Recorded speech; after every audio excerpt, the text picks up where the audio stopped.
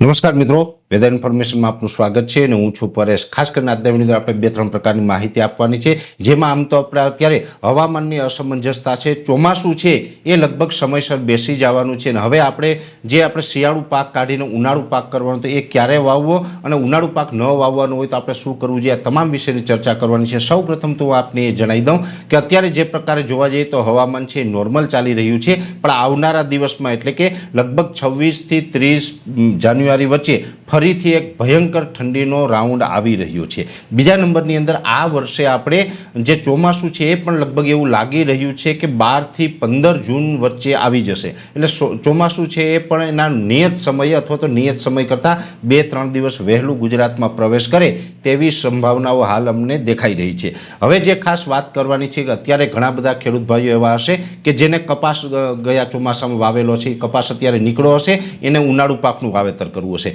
ઘણા ખેડૂત ભાઈઓ એવા હશે કે જેને શિયાળુ પાક વહેલું વાવેલું હતું એ હવે નીકળી જતું હોય તો એને પણ ઉનાળુ પાકનું વાવેતર કરવું હશે। ઉનાળુ પાકનું વાવેતર ત્યારે જ કરી શકાય કે જે લઘુત્તમ તાપમાન છે નોર્મલ કરતાં ઉપર આવે ત્યારે। મોટાભાગે જોવા જઈએ તો મકર સંક્રાંતિ પછીથી ગમે ત્યારે ખેડૂતો છે એ ઉનાળુ પાકનું વાવેતર કરતા હોય, એમાં પણ ખાસ કરીને 25 જાન્યુઆરી પછીથી મોટાભાગે ખેડૂતો છે એ ઉનાળુ પાકનું વાવેતરની શરૂઆત કરી દેતા હોય છે। આ વર્ષે હજુ પણ ઠંડી પડવાની શક્યતાઓ છે, એટલે ઠંડીની અંદર જો વાવેતર કરીએ તો એમાં યોગ્ય ઉગાવો ન આવે, ને ઉગાવો આવે તો પણ એ પાકમાં બહુ મજા ના આવે। એટલે ખાસ અત્યારે આપણે આ વર્ષની કન્ડિશન એવી છે, હવામાનની દ્રષ્ટિએ જોવા જઈએ તો ઉનાળુ પાકનું વાવેતર કરવામાં હજી ઉતાવળ ન કરવી, રાહ જોવી, ખાસ કરીને 5 ફેબ્રુઆરી જવા દેવી, ત્યાર પછી જ આપણે ઉનાળુ પાકનું વાવેતર કરવું। જો એ પહેલાં આપણે ઉનાળુ પાકનું વાવેતર કરશું તો આપણા માટે યોગ્ય હવામાન નહીં હોય ને ઉનાળુ પાકમાં આપણે બહુ જમાવટ નહીં આવે। બીજી વાત એ છે કે જે વાવેતર કર્યો આ વર્ષે ખાસ કરીને ઘણી વખત ઉનાળાની અંદર કાળા તલ પણ વાવતા હોય છે।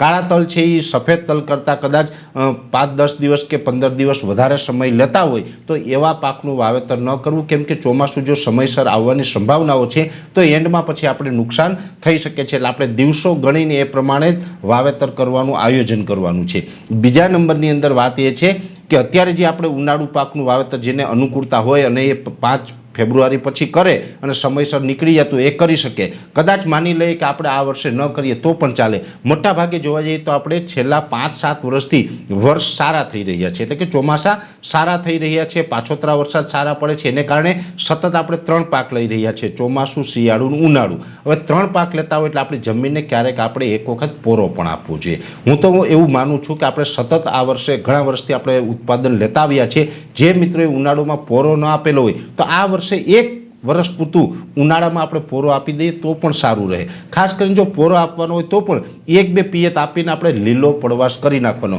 લીલા પડવાશની અંદર બાજરો છે અથવા તો શણનું બિયારણ છે અથવા તો બીજું જે પણ લીલા પડવાશમાં આપણે વાપરી શકતા હોય એવું વાવેતર કરી અને એને આપણે થોડુંક મોટું થાય એટલે રાપલીને રોટાવેટર હાંકી નાખવાનું, જેથી કરીને આપણી જમીન છે ને એની ફળદ્રુપતા વધે અને આપણી જમીન છે એ સુધારી શકાય, એનું પીએચ લેવલ છે એ આપણે મેન્ટેન કરી શકાય। એટલે જે મિત્રોને જો સમયની અનુકૂળતા ન હોય અને આપણે બહુ મોડું વાવેતર થાય એમ હોય તો પછી એને ઉનાળુ પાકનું વાવેતર ટાળી દેવું જોઈએ અને જે ઉનાળુ પાકનું વાવેતર કરવા માગતા હોય એને 5 ફેબ્રુઆરી પછી વાવેતર કરવું। એટલે આ બંને બાબત છે એ ખૂબ સમજવા જેવી હતી અને ઘણા બધા ખેડૂત ભાઈઓ છે વારંવાર કોમેન્ટ કરીને અમને આ વિષયનો સવાલ પૂછી રહ્યા હતા, એટલે દરેક ખેડૂત ભાઈઓને મારે આ માહિતી આપવાની હતી। બને છે ત્યાં સુધી ટાળો અને જો ઉનાળુ પાકનું વાવેતર કરવું હોય તો 5 ફેબ્રુઆરી પછી જ કરવું, એ પહેલાં ન કરવું। અને 5 ફેબ્રુઆરી પછી આપણે વાવેતર કરીએ તો એ વાવેતર છે એ પણ કમસે કમ મે મહિનાના અંતમાં, મે મહિનાના છેલ્લા અઠવાડિયામાં હાર્વેસ્ટિંગ થઈ જાય